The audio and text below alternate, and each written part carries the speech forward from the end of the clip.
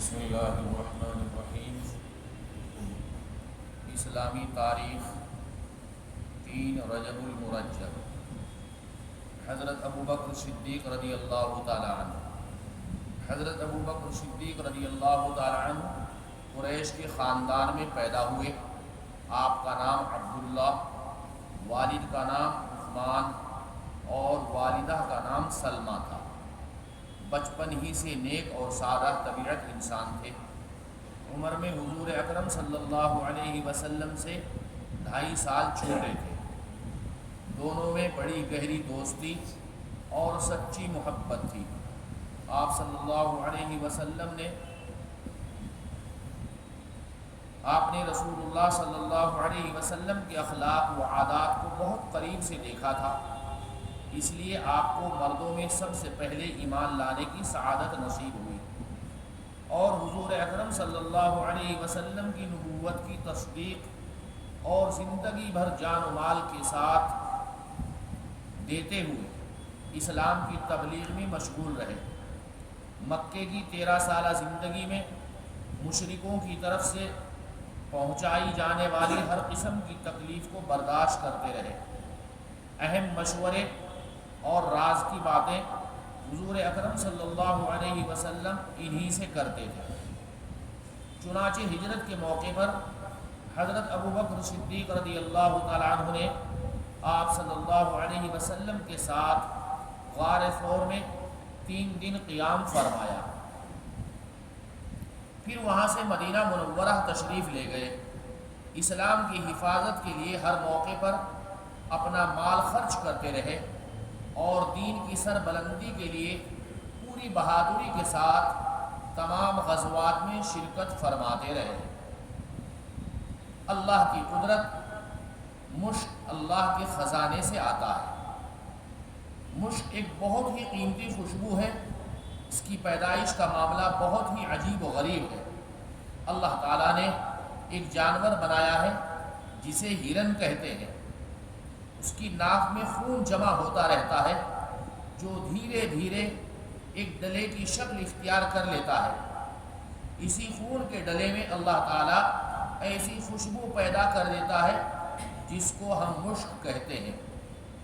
ہرن کی ناک میں مشک پیدا ہونے کے بعد اسے تکلیف ہونی شروع ہو جاتی ہے، تو وہ درختوں سے اپنے آپ کو رگڑنے لگتا ہے، جس سے وہ ڈلا جنگل میں گر جاتا ہے اور شکاری اسے لے کر بازاروں میں بیچتے ہیں۔ یہ اللہ ہی کی قدرت ہے جو ایک جانور کے خون سے مشک جیسی خوشبو پیدا کر دیتا ہے۔ ایک فرض کے بارے میں اسلام کی بنیاد، رسول اللہ صلی اللہ علیہ وسلم نے فرمایا اسلام کی بنیاد 5 چیزوں پر ہے۔ نمبر 1، اس بات کی گواہی دینا کہ اللہ کے علاوہ کوئی معبود نہیں اور محمد صلی اللہ علیہ وسلم اللہ کے رسول ہیں۔ نمبر 2، نماز کا ادا کرنا۔ نمبر 3، زکوٰۃ کا دینا۔ نمبر 4، حج کرنا۔ نمبر 5، رمضان مبارک کے روزے رکھنا۔ ایک سنت کے بارے میں، سنت زندہ کرنے پر فضیلت۔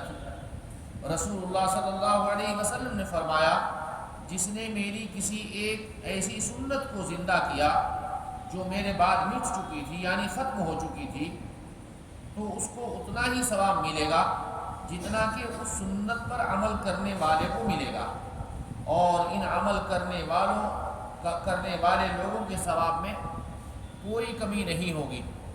اور جس نے ایسا طریقہ جاری کیا جو اللہ اور اس کے نبی صلی اللہ علیہ وسلم کو ناپسند ہے، تو جتنے لوگ اس غلط طریقے پر چلیں گے ان تمام لوگوں کا گناہ اس کو ملے گا جس نے وہ غلط طریقہ شروع کیا، اور ان کے گناہ میں سے کوئی کمی نہیں ہوگی۔ ایک اہم عمل کی فضیلت، نماز اشراق کی فضیلت۔ رسول اللہ صلی اللہ علیہ وسلم نے فرمایا جو شخص نماز فجر سے فارغ ہو کر مصلی پر بیٹھا رہے اور جب مکروہ وقت گزر جائے پھر 2 رکعت اشراق کی نماز پڑھے اور ان دونوں نمازوں کے درمیان اچھی باتوں کے علاوہ کچھ نہ بولے. فرض نماز پڑھ کر بیٹھ گئے ہیں اور بیٹھے ہوئے چلو ٹائم پاس کر رہے ہیں، کسی کی برائی کر رہے ہیں، غیبت کر رہے ہیں، تو ان دونوں چیزوں سے منع کیا گیا ہے. بیٹھے رہیں، قرآن کریم پڑھیں یا تسبیح پڑھیں، کوئی دوسری فضول باتیں نہ کریں، اچھی باتوں کے علاوہ کچھ نہ بولے تو اس کے گناہ معاف کر دیے جائیں گے، اگرچہ کہ سمندر کے جھاگ سے ہی زیادہ کیوں نہ ہو. اللہ. ایک گناہ کے بارے میں، سود کھانے اور کھلانے پر لعنت. رسول اللہ صلی اللہ علیہ وسلم نے سود کھانے والے، کھلانے والے، اس کے لکھنے والے اور اس کی گواہی دینے والے پر لعنت فرمائی ہے، اور فرمایا کہ گناہ میں سب برابر ہے، کھانے والا بھی، کھلانے والا بھی، لکھنے والا بھی، سب برابر ہے. دنیا کے بارے میں، دنیا دار کا گھر اور مال. رسول اللہ صلی اللہ علیہ وسلم نے فرمایا دنیا اس شخص کا گھر ہے جس کا آخرت میں کوئی گھر نہیں، اور دنیا اس شخص کا مال ہے جس کا آخرت میں کوئی مال نہیں، اور دنیا کے لیے وہ شخص مال جمع کرتا ہے جو ناسمجھ ہے. ہم تو سب مال جمع کرنے میں لگے، اللہ ہماری حفاظت فرمائے.